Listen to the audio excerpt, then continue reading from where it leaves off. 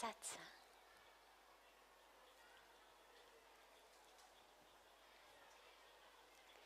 Here we are on this beautiful Saptami of Navaratri, the seventh day of Navaratri. It's a very, very sacred time, very beautiful time, and a very auspicious time in terms of the energy to come together in Satsang.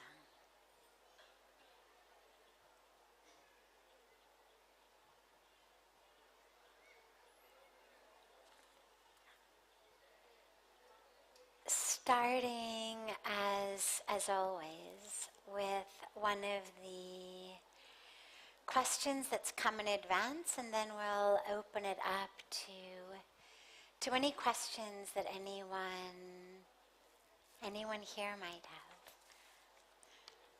have. Okay, Cello, we'll start with you. Usually we start with this, but you were so quick with the hand, we will start right here. Done. Aapko mic dena bhaiya. Yes.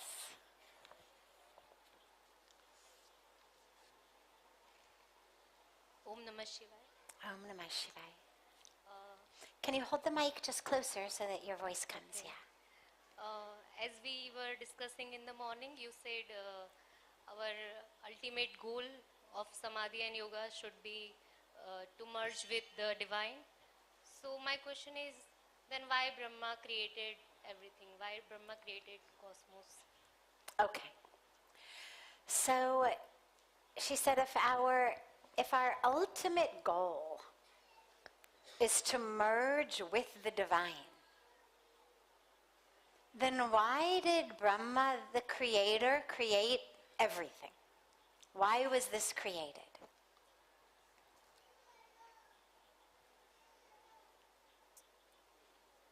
The answer is actually one that goes into really deep Vedantic philosophy, but I'm going to try to just do it in a few minutes and give you an idea of the levels that we're talking about, okay?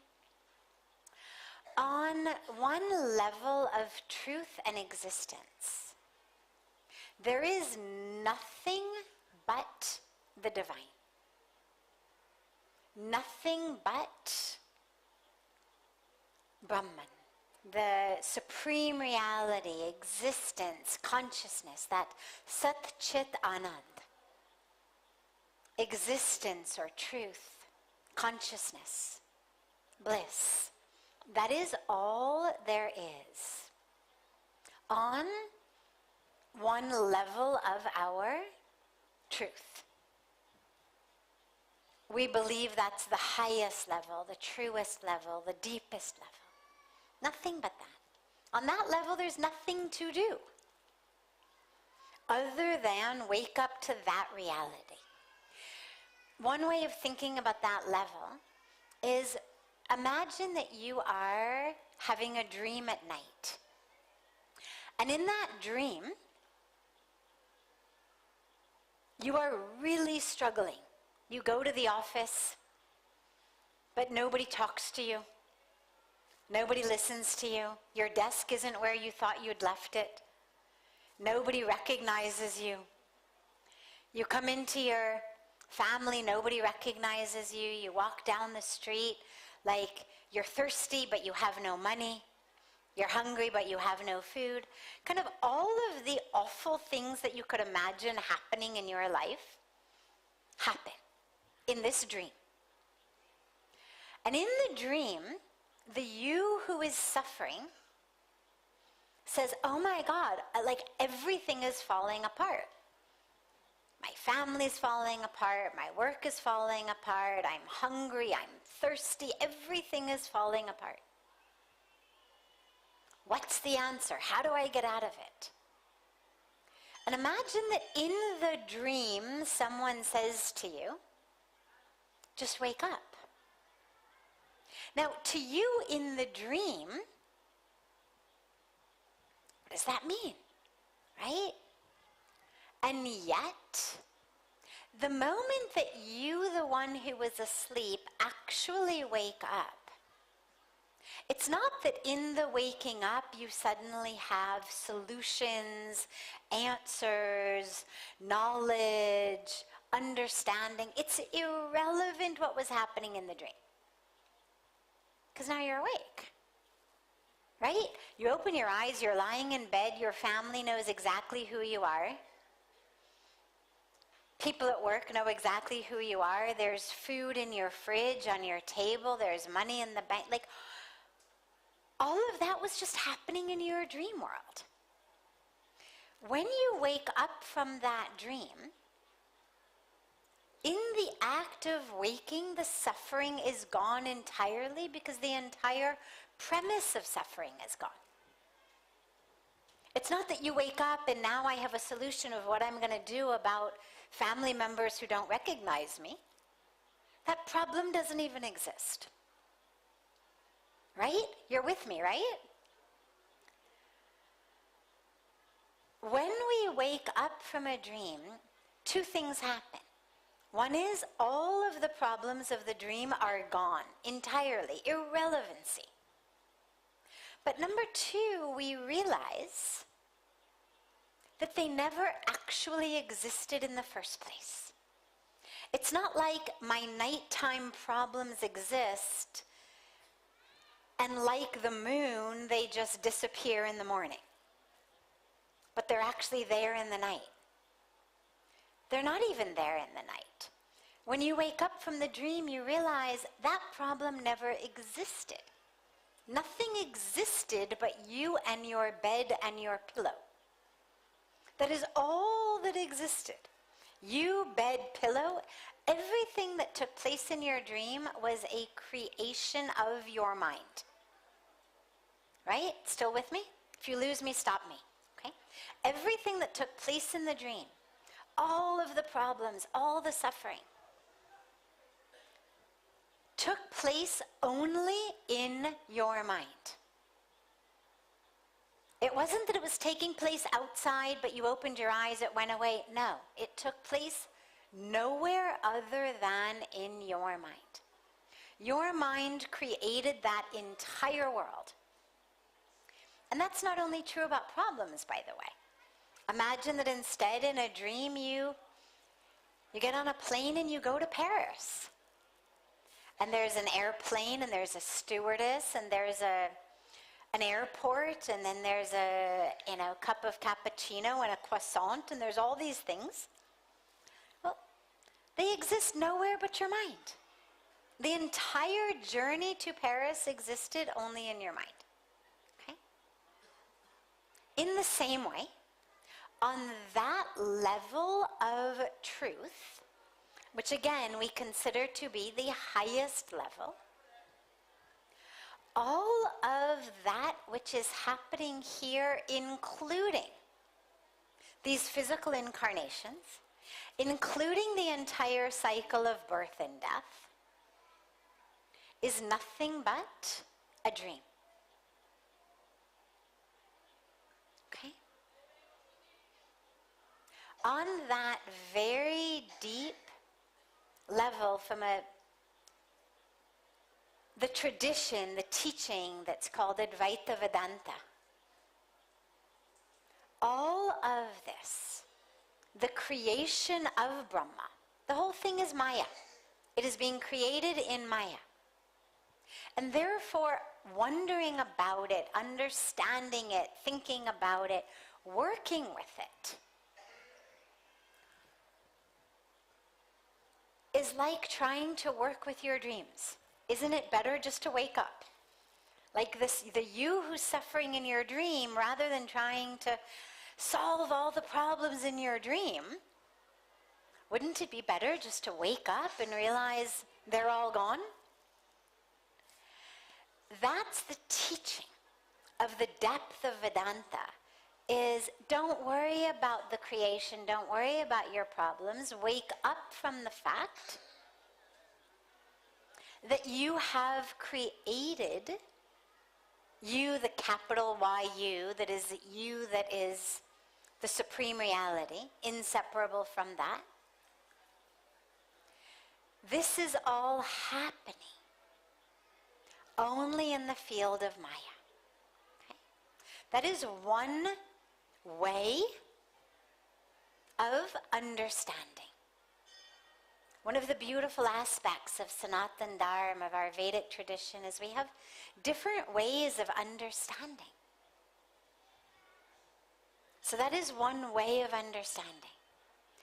Another way of understanding, which is much more found in the traditions of people with bhakti, the devotional traditions, is there is absolutely this trinity of aspects of the divine. Brahma, who creates, Vishnu, who sustains, and Vishnu, who has avatars, Krishna, Ram, and Shiva, who dissolves or destroys. And that is absolutely the truth. In that way of understanding, the reason that all of this was created was so that the divine could have the experience of two becoming one again. That we are created out of oneness into an experience in which we will forget that we are one, so that the divine can experience that coming back together. Think about it. Love feels really good, right? That aspect of falling in love, being in love, coming together in love, it feels beautiful. And the teaching and the belief is that the divine wanted to have that experience as well. But if everything is one and there's nothing but the divine, then how is there going to be two coming together as one? How can there be a union, reunion? In order for a union, you have to first have two. So that is where we were created into multiplicity, with forgetfulness that we ever were one, so that in our suffering, we will do prayers, we will do meditation, we will do sadhana, in order to remember that we are one, and we will come back together in that beautiful joy of love. So you can take either way. It doesn't matter. Whatever feels the most right to you, the most spiritually compelling, interesting, engaging way of understanding yourself and the universe, either one. And by the way, you can also take both. I am a lover of Vedanta, and I am a hardcore bhakt. I'm a devotee. I love being in love with God. And I love the truth that ultimately there's nothing but God. And I love that I can sort of not be over there for a little while and be over here for a while and love God and sing to God and pray to God and dance with God and worship God, because being in love feels really good. Beautiful. Yes, there was another question right over here. Yes.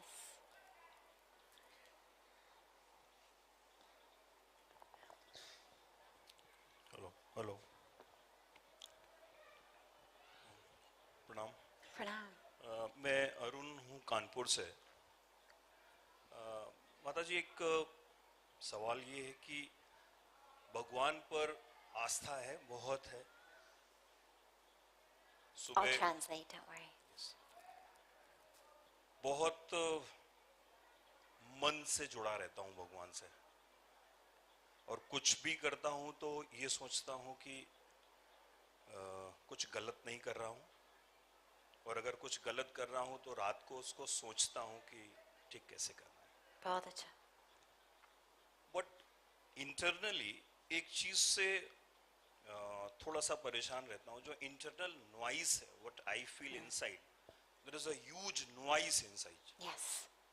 And I am trying to control it कि नहीं ये ठीक नहीं है, ये क्या सोच रहे हो तुम, Beautiful. गलत है। Beautiful. Beautiful. But I am not able to control those thinking. Yes. तो फिर मुझे लगता है कि मैं भगवान को मान रहा हूँ, बहुत ज्यादा कनेक्टेड हूँ, हर एक चीज में कनेक्टेड हूँ, Got it. But It's a beautiful question. Beautiful question. But वो अंदर की जो एक अंदर का जो राक्षस है ना, वो कभी कभी पिंच करता है, Yes. मैं समझ गया. मैं समझ. डू समथिंग गुड मैं बैड। समझ गया. मैं समझ गया. Okay. So what he said is, he said, I'm a deep devotee of God. I love God. I believe in God. I'm very pious. I'm very religious. I always try to do the right thing. If I do the wrong thing, I feel badly about it and always try to fix it.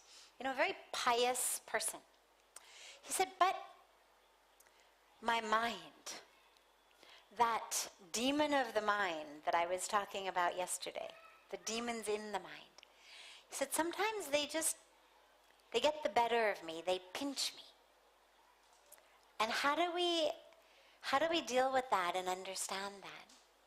Especially being so devoted.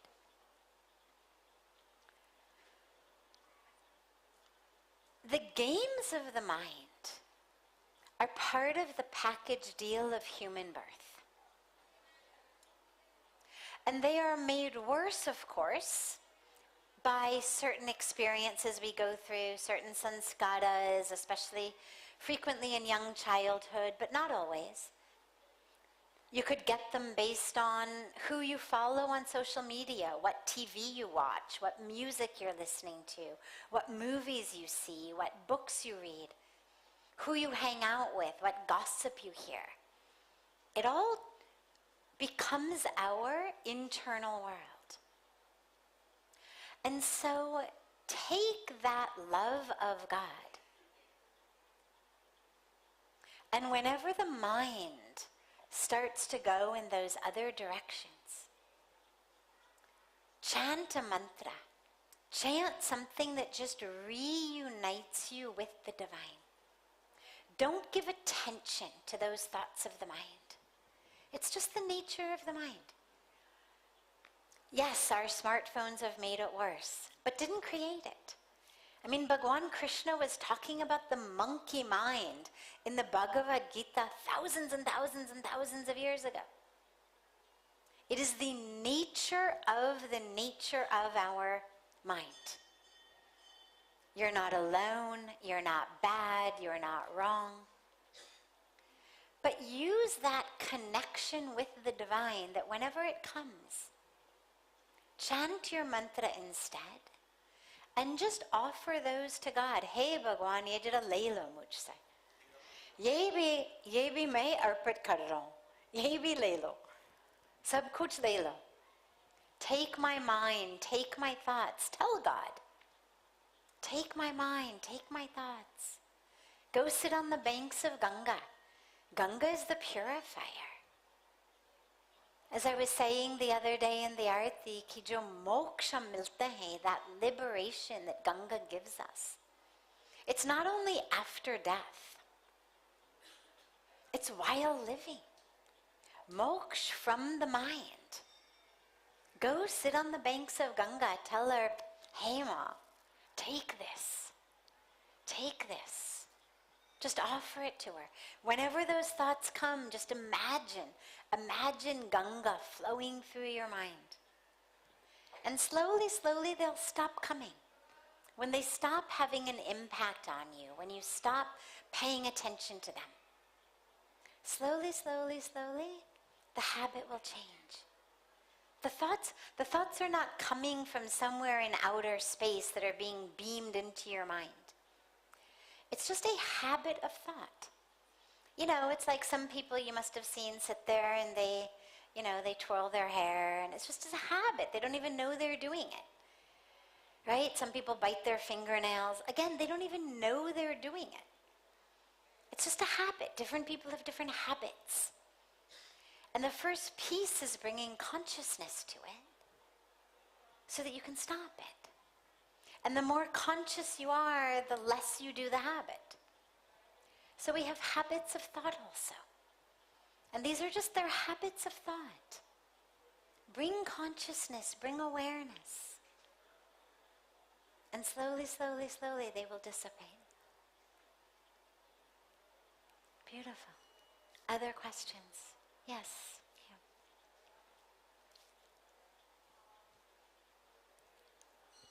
Pranam. Pranam.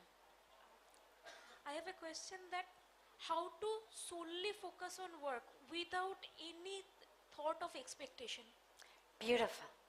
Beautiful. The expectation kills the work, expectation kills our imagination, everything. And Yes, it does. it creates a very bad noise inside us. Yes, beautiful. So, Pujya Swamiji always says, expectation is the mother of frustration. And acceptance is the mother of peace and joy. So, the solution to expectation is acceptance. Now, first of all, what you have to realize is, expectations are normal. They're part of life. And actually, you couldn't live without them. If we did not expect that this ceiling is not going to fall, we could not be sitting in this room right now. Right? If we did not expect that the contractor or the architect who made this hall knew what he was doing, didn't cut corners. If we didn't have that expectation, badi mushkil ho jata. We couldn't sit here. We'd be constantly like looking at the pillars, looking at the ceiling, like planning our escape routes if things started to collapse. If you couldn't expect that your loved ones would still be there in the morning, you'd have a very hard time going to sleep at night. Right? The expectation that when I wake up in the morning, my loved ones, my house, my health will still be there. Neto, nobody would be able to sleep. So we understand that some level of expectation is actually necessary for us to move through the world. You have to expect that your loved ones are not going to harm you, cheat you, betray you. And when we are solely focused on God, then when those expectations don't bear true, when the ceiling does collapse, when the house does burn down, when the loved one does betray you or harm you or die overnight, you don't lose yourself. That's where this connection with God is. That divine connection, that faith in the divine is, okay, God, yes, I have these expectations. And ultimately what I have, mostly, is faith in you. Ki jo bhi ho jaye, acha hoga. That whatever happens is ultimately happening for the best. I may not be able to see it in the moment. It may feel awful in the moment. And yet, if I am able to take a step far enough back, I will be able to see the perfection of it. That's what that faith in the divine does. Is it gives us faith that there is a bigger picture. You know, if you go to a museum and you want to look at beautiful classic works of art, paintings, the museums will always have some bench or chair or some mark on the ground from where you are supposed to look at the picture. And it's usually quite far away. Because in order to really grasp the beauty of these paintings, you have to be 10 feet, 20 feet away. If you walk up to, Monet's water lilies and you're like this, well, it's just going to look like blobs of blue. And here's a blob of yellow. In order to see the beauty, you have to stand far back. Our faith in the divine gives us that awareness. That which is hurting me now, killing me now, is because I'm standing like this up at my life. And in my faith in God, maybe I don't have the whole vision yet, but I know that there is a tapestry that I cannot see. I have faith that there is beauty in this tapestry, even though right like this it looks awful. And in that faith, I'm able to let go of the pain that expectation caused. Okay? Beautiful. Yes, last.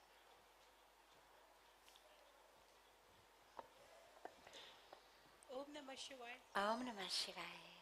I just want to know, if you feel you're stuck in a quagmire and it's a very vicious one and you cannot get out of it anyhow, whatever you try, and it's been years and years, and others tell you, look, you have done very well, you have not been devoured by the quagmire, but when you look down the line, you see 5 years have passed, 10 years have passed, what have you done?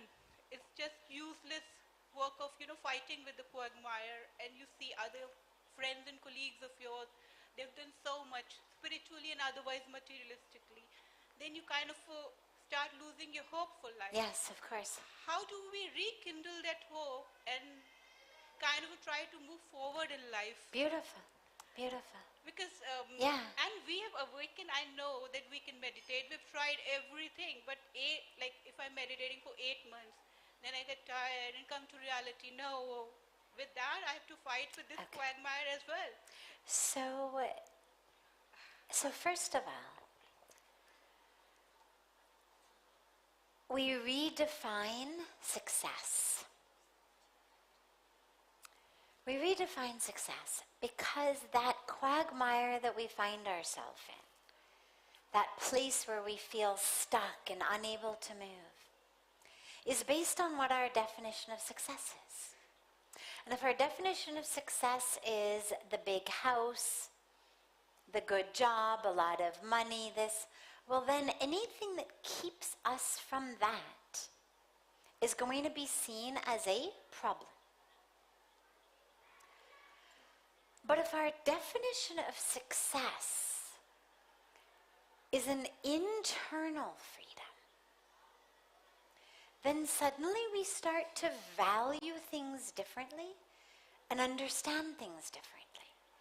Sure, I may absolutely be not moving at all in my career because, in order to really move forward, I've got to be prepared to put in those 80, 90, 100-hour a week work weeks, and that means I don't have time to meditate or do yoga or be with my family or be in nature.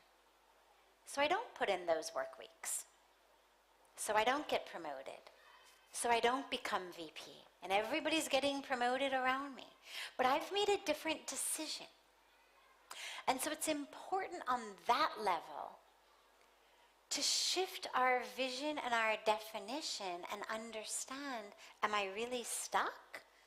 Or am I simply in the result of choices that I've made based on my values, my ethics, my priorities? When you are stuck internally, spiritually, though, that happens when either there's something inside that I'm not looking at, and so I sit to meditate, and immediately the mind tries to push me out of it, because I don't want to look inside, and I give in to the mind and I jump up from my meditation? Because I'm not looking at something.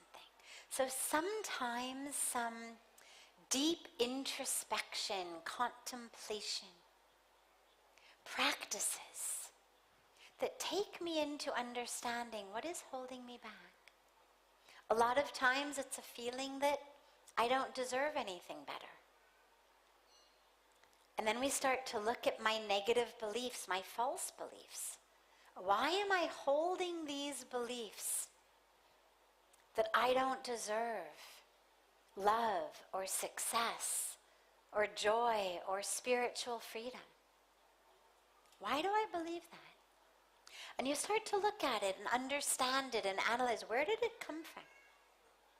Who taught me that? Where did that get into my subconscious? And then you're able to look at it and realize that it isn't true. And every time that voice arises, you're able to see it, acknowledge it, but not listen to it, not follow it.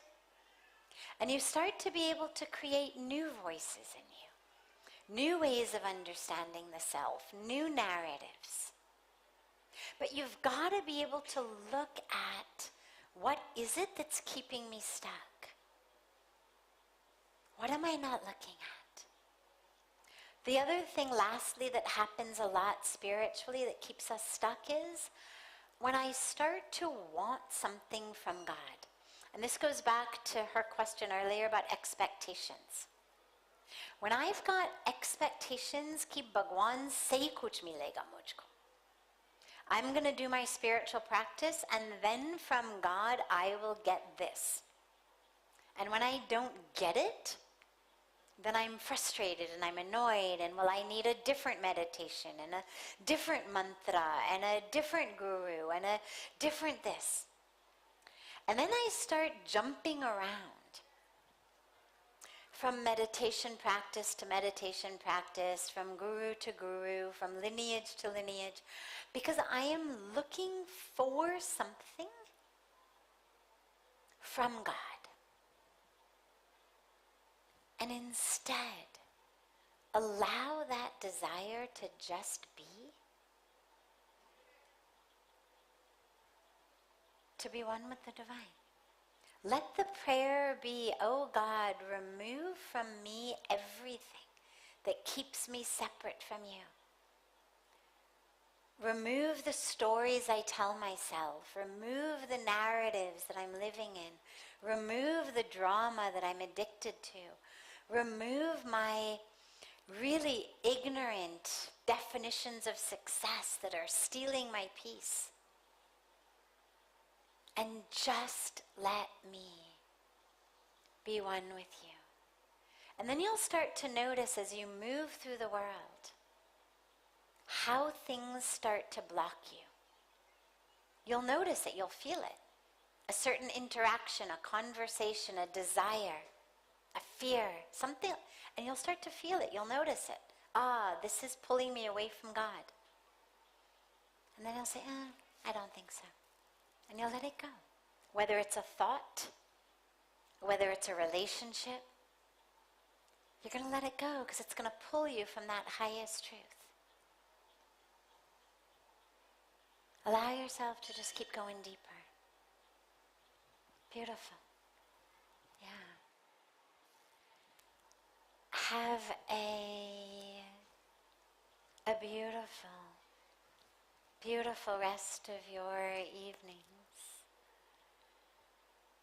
And I look so forward to being together tomorrow. There is dancing at 9 o'clock tonight, Garba dancing, right here at the Sarveshwar Mandir. A very special form of dancing for Navaratri. So should you be interested in Indian dance and Garba, come and join that at 9 o'clock. And I'll see you all tomorrow. So much love.